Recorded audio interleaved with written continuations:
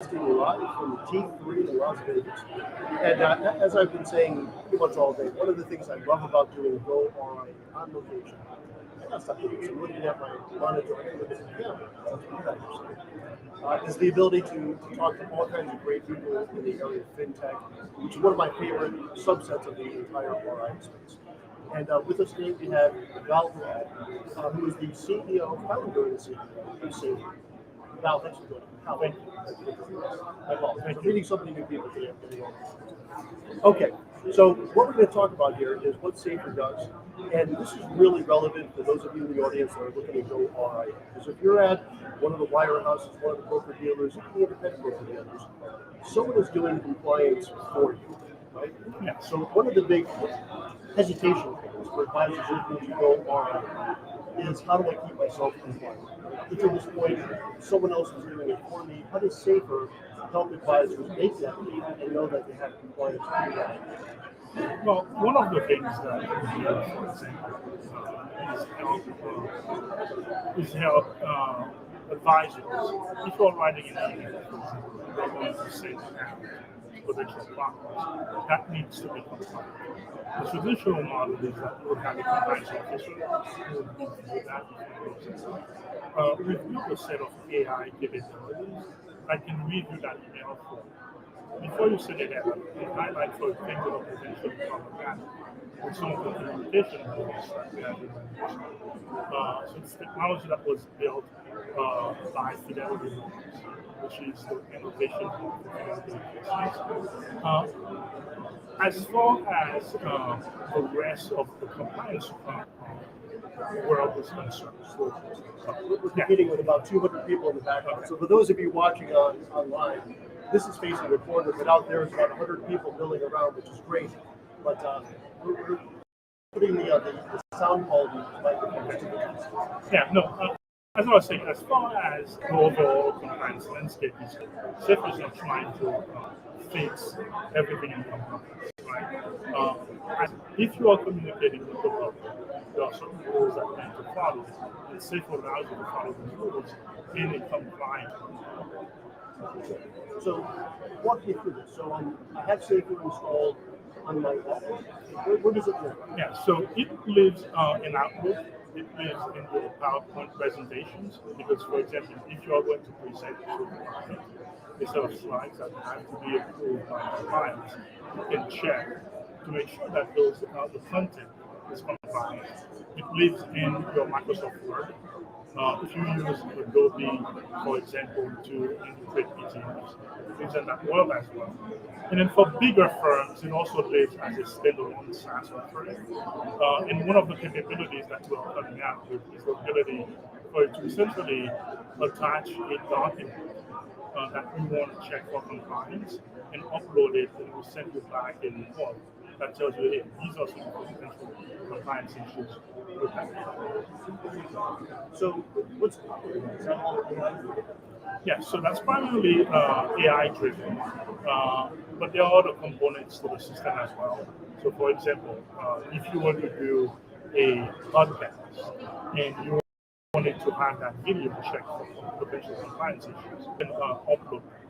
Uh, a lot of the AI capabilities that we built is really leveraging a lot of the data from Fidelity, as well as some of our clients to the extent that they've given us permission to use their data in our product. And that's one of the things that we're going to find. A lot of people talk about it, but the key part of getting AI correct is high quality data and lots of it. And so a lot of the products that we see out there, not necessarily safer products, I'm talking in general, they'll use data from the internet, they'll use data from sources, if you will, that will not necessarily have a high degree of quality to them. And that's what differentiates us. It's the quality of the data, it's the care that we take to ensure that all of the data pieces that go into the product have been fully vetted by humans. Which is kind of like another point, maybe we can get into a little bit later, which is the fact that we're not trying to use AI to replace humans, which means that you need to have humans in the loop. And so part of what we do for example, is to make sure that any AI capability that is checked by you, is vetted by you. And so we don't use a lot of the technical jargon that use hear people talk about it, such as F1 score and accuracy score. What we look for is the human coverage. If I give to AI something to perform the task, if I give that same task to a human, and that human has a human to compliance officer, for example, give you a piece of document, is the AI capable of catching the same sort of things that a human expert would catch? But we are trying to catch everything because it's impossible for the human that replaces human judgment. So again, think about who we're talking to in the audience. This is an advisor, you're thinking about goRIA. They're leaving that sort of comfortable environment where someone's doing the compliance and you're heading before that. How much of this can take off their plate? Can you put a time value? I'm trying to quantify it. Sure.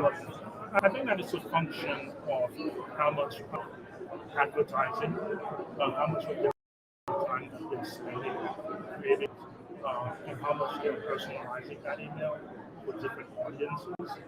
Because if you are a small business owner, you're just starting out, a lot of what you need to do is find clients. And you need to do that in a combined effort. And so the extent to which that initially you're spending a lot of time crafting those kinds of messages that we're sending out, it can save you anywhere from 50 to 60% of the time that it will take a compliance officer to actually review that for the now, once you're an established business and you have a library of content that's been improved before, then obviously there's less of a need for you to be using those tools because you have a library of content ready to send.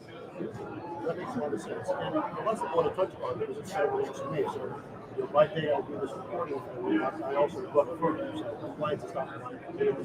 It's for you here. She's a new deputy compliance officer, so I'm sure she's got a vested interest and she may be listening right this moment. We have 17 advisors, so we can deploy this at an enterprise level. So all the emails from all the advisors go through this first, and then what we do, we report this for compliance officers to do. Is that So, methodology? yeah, so it essentially creates, it checks the content, and then it will highlight for you what are the areas where you potentially have a compliance issue. And depending on whether or not you enable the suggested language model, it can suggest language that you can use to actually make something compliant. So, for example, it can look at a sentence and say, hey, this is not compliant. And it gives you a reason. Here's the reason why we think it's not compliant. And here's a suggestion in terms of how you could potentially make it compliant so that you can cut down the time so that by the time an advisor, for example, send it to the compliance officer, in your case, what they have to review is a lot less than someone just throwing something across the fence and say, hey, here's an email that I want to send out. What they're getting is something that's closer to the 100% compliant. So therefore, they're spending less time and we're taking friction out of the process. And the next question I have is regards to, has this been battled? If you have to know this, the many firms that have gone through this and audit utilizing safer and other Yeah, so typically we don't speak about specific clients, but to give you kind of like a sense, there are tens of millions of data points coming from compliance officers that have gone into the training, and we deployed the models in January of 2022.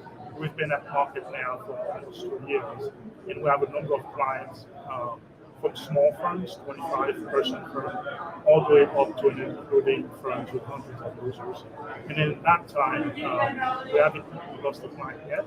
And so, and I'm sure that over that 2-year period, some of them more likely than not went through some sort of an audit. Okay, that's a legitimate question. Right? So if they've been applying and you have all those clients before the year, someone's got it. Sounds good. Well, Val, thanks a lot for joining us, Safer. I appreciate you coming down. Thank you. And stay tuned. We have 3 more folks coming down the pipe tonight. It's 3 hours behind here in Vegas if you're on East Coast time, so this will be streaming well into about 8 o'clock tonight. And we look forward to bringing us more content here on goRIA. Thanks for joining us. We'll be back in about another hour.